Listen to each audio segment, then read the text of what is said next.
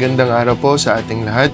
Isa po sa sektor na ating pong pinaka-pinapahalagahan dito po sa bayan ng Gabaldon ay ang sektor ng ating pong mga kabataan. Kung kaya naman, ngayong pong taong 2024 ay naglunsad tayo ng iba't ibang mga programa at proyekto para nang sa ganon, ang kanila pong kapakanan ay ating pong patuloy na mapangalagaan at maprotektahan. At syempre po ay may taas ang antas ng kanila pong pamumuhay. Nung nakakaraang buwan po, tayo po ay naglunsad ng Smile. Ito po yung proyekto kung saan sila po ay hinihikayat na magkaroon ng hilig sa pagbabasa sa pamamagitan po ng pagtuturo ng iba't ibang mga nursery rhymes na nakalagay sa projector. Meron po tayong teacher, tapos po ay meron po tayong inflatable playground at ganoon din po ang ating pong feeding program na sinusunod pagkatapos po ng kanila pong pagbabasa. Ito po ay tinatawag nating Supplementary Mobile Interactive Learning Experience. Ito po ay para sa lahat ng mga grade 1 dito po sa ilang mga piling paaralang elementarya na pampubliko dito po sa bayan ng Gabaldon. Ganun din po, ang ating pong mobile kitchen ay patuloy na umiikot sa ating pong iba't ibang mga paaralan. Ganun din po sa iba't ibang mga barangay para nang sa ganun ay magkaroon po ng konting pangdagdag sa mga merienda ng ating pong mga kabataan na naglalaro, nag-aaral at yung makikita po natin sa ating pong mga lansangan. Nais din po natin sila na tuluyang makapaglaro at ma-enjoy nila ang kanilang kabataan kung kaya nakapagpagawa po tayo ng playground sa ating pong recreational park. Ngayon din po ay binubuksan po natin yung ating pong Kalabasa Wildlife Rehabilitation Center kung saan makikita po nilang iba't ibang mga na-rescue'ng hayop para po matuto at nang sa ganun po ang mga susunod nating henerasyon, itong mga batang ito ay matuto ng mga laga sa ating pong mga hayop, ganun na rin po sa ating pong mga kalikasan. Ang ating pong MSWDO po ay naglulungsad po lagi-lagi ng ating pong Nutrition Month Bright Child Program tuwing buwan po ng Nobyembre. At ito po ay magpapakita na mayroong pong mga pagpupulong at mayroong pong pagdalo ang ating pong iba't ibang mga kabataan para nang sa ganun, sila ay hindi lang po basta mag-enjoy, sila po ay hindi lang basta mapakain po natin, pero sila po ay makasalamuhan ng ating pong mga kapwa kabataan para po ang kanilang social interactive skills ay atin po na mapagtuunan din ng pansin. Ang ating pong Municipal Health Office po naman ay meron din pong sariling feeding program para po sa mga ating pong grade 1 and grade 2 na ating pong under 5 years old, sa ating pong grade 3 hanggang grade 6. Meron din po silang mga newborn screening. Tapos po ang ating pong pagbabakuna para po sa paglaban natin sa iba't ibang mga sakit na po pwede po nating malabanan ay pinupuntahan po natin ng mga barangay. Ganyan din po ang iba't ibang mga eskwelahan para maabot po natin ang mga bata na mayroon pong edad na 2 taon pababa. Ganun din po, ang mga bitamina po ng ating pong mga kabataang ito ay palagian pong available sa ating pong center. Yung ating pong mga katutubong mga kabataan ay hindi rin po magpapahuli sapagkat sila po ay inalayan po natin ng kanila pong mga school supplies, yung mga bags at mga lapis, mga papel, at mga crayola. Yun po ay kanilang magagamit sa kanila pong pagpasok sa kanila pong paaralang napilit o yung paaralan na malapit po sa kanila pong mga sityo na tinitirhan. Ganun din po ang ating pong pagtulong sa ating pong Department of Education ay lagi-lagi pong nandoon. Sa katunayan po, sa Brigada Eskwela po nila ay isa po ang lokal na pamahalang bayan ng Gabaldon na lagi pong kapartner ng ating pong mahuhusay at masisipag na guro ng Gabaldon District Department of Education. Ganun din po, pag ang ating pong mga estudyante na lumalaban sa iba't ibang mga patimpalak sa presscon, sa mga pampalakasan po, sila po ay atin pong sinusuportahan para nang sa ganon ay manatiling buo ang kanila pong pagiging buo ang kanila pong pag-unlad bilang tao, hindi lang sa akademiya pero pati po sa mga pampalakasang sektor. ang ating Local Youth Development Officer din at ang Local Development Council din po, Youth Development Council ay meron din po tayong inilulunsad ng mga educational assistance para sa atin pong mga estudyante ng kolehiyo sa iba't ibang universidad, sa iba't ibang mga eskwelahan.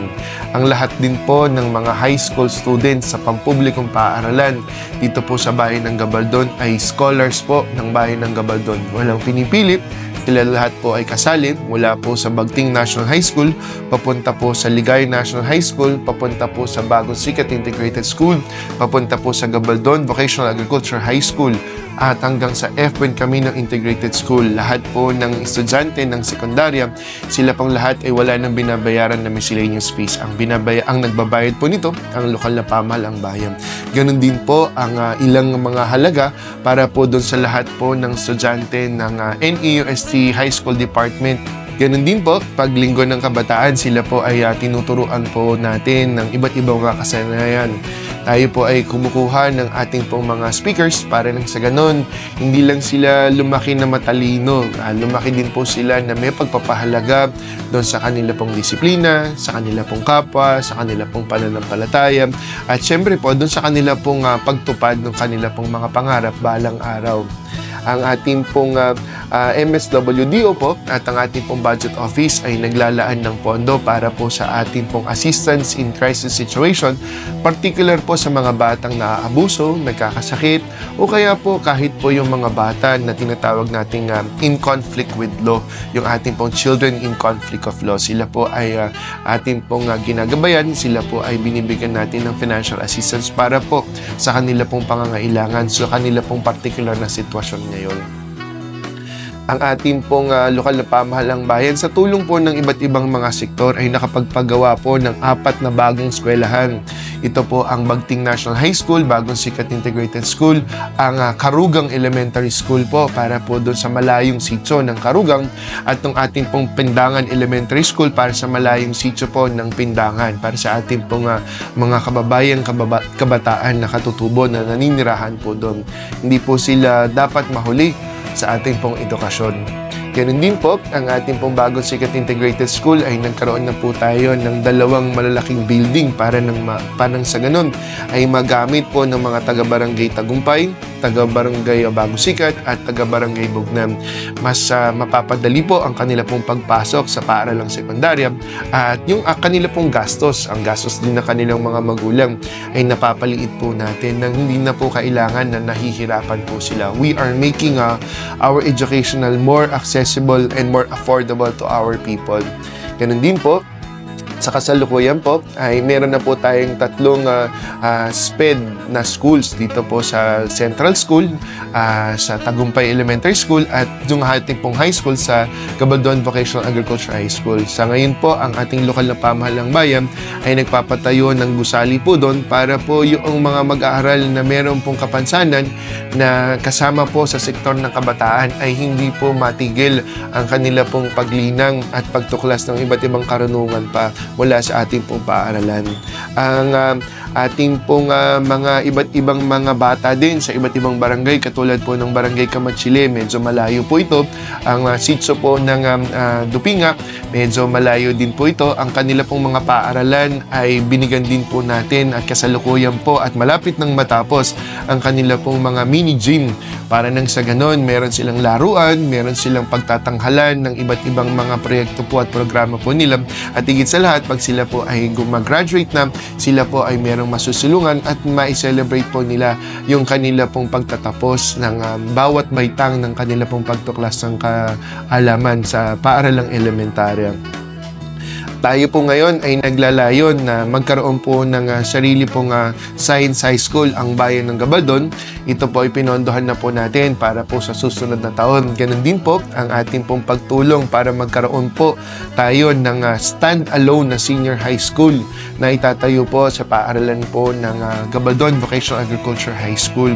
Tayo din po ay kasalukuyang nagpapatayo na malapit na rin pong matapos ang ating pong Gabaldon Sports Complex na matatagpuan sa North Poblacion. Ito po ay po pwedeng laruan ng iba't ibang mga sports, iba't ibang mga pangangailangan ng ating pong mga kabataan sa larangan po ng pampalakasan, ito po ay kanila pong magagamit para nang sa ganun ay hindi lang po tayo panggabaldon, pwede na po silang mag-ensayo para po sila sa kompetensya po nila sa iba't ibang mga lugar, bayan, syudad, probinsya po, at syempre po sa region. O baka po mamaya makarating din po tayo sa ating pong palarong pangbansa. Ganun din po, nais po din namin na sabihin na hindi po titigil ang ating pong lokal na pamahalang bayan para po sa iba't ibang mga programa na inilalaan po natin sa ating pong mga kabataang Gabaldueño. Naniniwala po tayo na pag sinigurado po natin yung kanila pong kaligtasan at kapakanan ngayon,